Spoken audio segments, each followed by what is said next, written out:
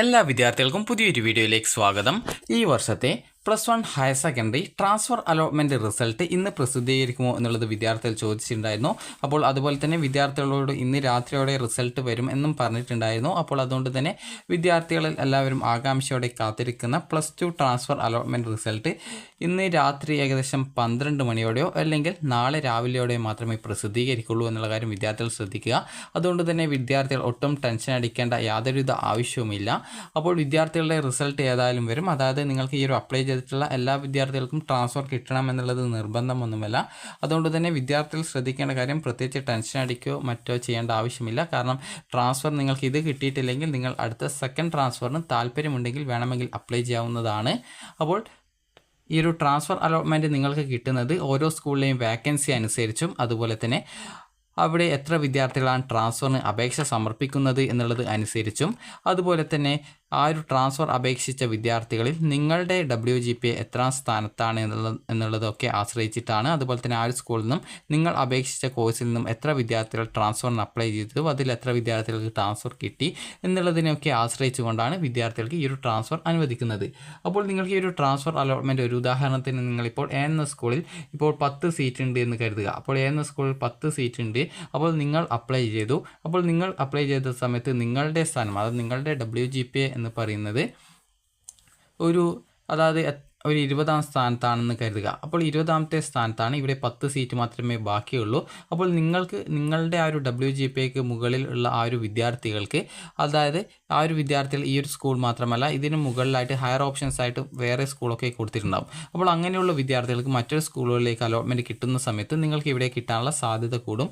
അപ്പോൾ ആ ഒരു രീതിയിലാണ്, അതായത് ഒരു വിദ്യാർത്ഥി ഒരു സ്കൂളിൽ മാത്രമല്ല പല സ്കൂളുകളിലേക്ക് ട്രാൻസ്ഫറിന് ഓപ്ഷൻ വെച്ചിട്ടുണ്ടാകും. അപ്പോൾ നിങ്ങൾക്ക് ഓപ്ഷൻ വഴി നിങ്ങൾക്ക് ട്രാൻസ്ഫർ ലഭിക്കുന്നത് ഈ ഒരു 1, 2, 3 ഈ രീതിയിൽ നിങ്ങൾ എത്ര ഓപ്ഷനാണ് വെച്ചിട്ടുള്ളത്. ആദ്യം നിങ്ങൾക്ക് 1ാമത്തെ ഓപ്ഷൻ തരാൻ പറ്റുമോ എന്ന് നോക്കും, പിന്നീട് 2ാമത്തെ ഓപ്ഷൻ തരാൻ പറ്റുമോ എന്ന് നോക്കും, പിന്നീട് 3ാമത്തെ ഓപ്ഷൻ തരാൻ പറ്റുമോ എന്ന് നോക്കും.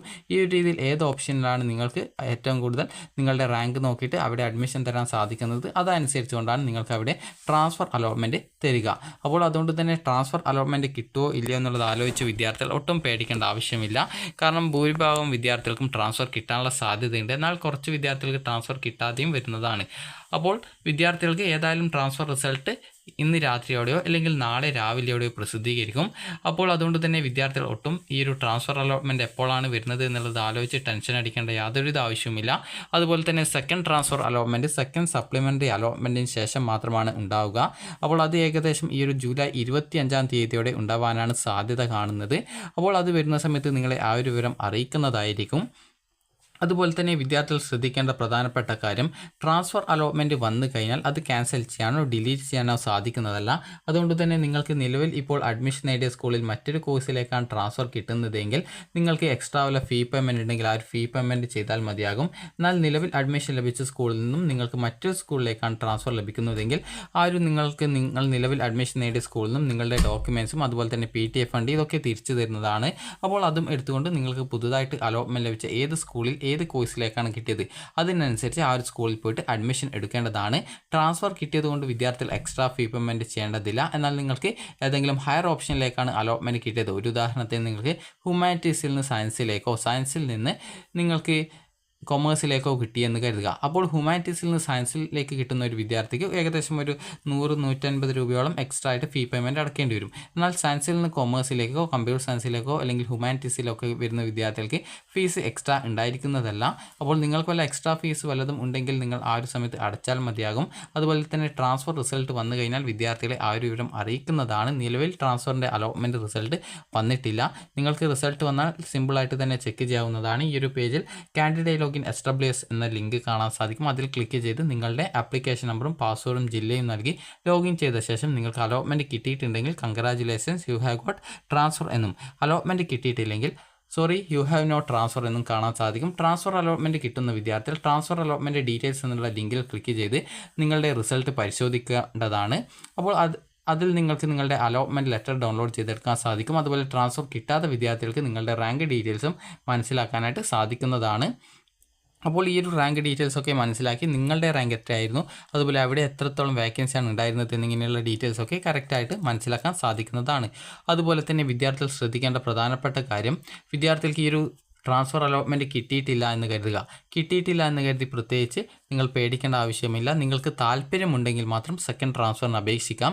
അതുപോലെ നിലവിൽ ഈ ഒരു ഫസ്റ്റ് ട്രാൻസ്ഫറിൽ അലോട്ട്മെൻറ്റ് കിട്ടുന്ന വിദ്യാർത്ഥികൾക്ക് ട്രാൻസ്ഫർ കിട്ടിയ സ്കൂളിൽ നിർബന്ധമായിട്ടും പെർമനൻറ്റ് അഡ്മിഷൻ എടുക്കേണ്ടതാണ്. അതിനുശേഷം വിദ്യാർത്ഥികൾക്ക് ആവശ്യമെങ്കിൽ സെക്കൻഡ് ട്രാൻസ്ഫറിന് വേണമെങ്കിൽ അപ്ലൈ ചെയ്യാം. കാരണം പല വിദ്യാർത്ഥികളും നിർബന്ധമായിട്ടും സെക്കൻഡ് ട്രാൻസ്ഫറിന് അപ്ലൈ ചെയ്യണമെന്ന് ചോദിച്ചിട്ടുണ്ടായിരുന്നു. ഒരു നിർബന്ധവുമില്ല. നിങ്ങൾക്ക് താല്പര്യമുണ്ടെങ്കിൽ മാത്രം ട്രാൻസ്ഫറിന് ഈ ഒരു സെക്കൻഡ് ട്രാൻസ്ഫറിന് അപേക്ഷിച്ചാൽ മതി. അതിന് പ്രത്യേകിച്ച് ഒരു നിർബന്ധവുമില്ല. എല്ലാം നിങ്ങളുടെ താല്പര്യമാണ്. ട്രാൻസ്ഫറിന് വേണോ വേണ്ടേ എന്നുള്ളത്. നിങ്ങൾക്ക് താല്പര്യമില്ലെങ്കിൽ പ്രത്യേകിച്ച് അപ്ലൈ ചെയ്യേണ്ട. സെക്കൻഡ് ട്രാൻസ്ഫറിൽ താല്പര്യമുണ്ടെങ്കിൽ മാത്രം നിങ്ങൾ അപ്ലൈ ചെയ്താൽ മതി. അപ്പോൾ ഒരു വിദ്യാർത്ഥി അത് നിർബന്ധമാണോ എന്ന് ചോദിച്ചതുകൊണ്ടാണ് ഈ ഒരു കാര്യം പ്രത്യേകം സൂചിപ്പിക്കുന്നത്. അപ്പോൾ വിദ്യാർത്ഥികൾക്ക് ഇന്നത്തെ ട്രാൻസ്ഫർ അലോട്ട്മെൻറ്റ് റിസൾട്ട്, അതായത് ഇന്ന് രാത്രി ഏകദേശം 12 മണിയോടെ, അതായത് 12 മണി വരെ വെയിറ്റ് ചെയ്യേണ്ട ആവശ്യമില്ല. കാരണം അല്ലെങ്കിൽ നാളെ ഏതായാലും നിങ്ങൾക്ക് അറിയാൻ സാധിക്കുന്നതാണ്. അപ്പോൾ വിദ്യാർത്ഥികൾക്ക് ഈ ഒരു വീഡിയോ ഉപകാരപ്രദമായിട്ടുണ്ടെങ്കിൽ ലൈക്ക് ചെയ്യുക, ഷെയർ ചെയ്യുക. Thank you for watching.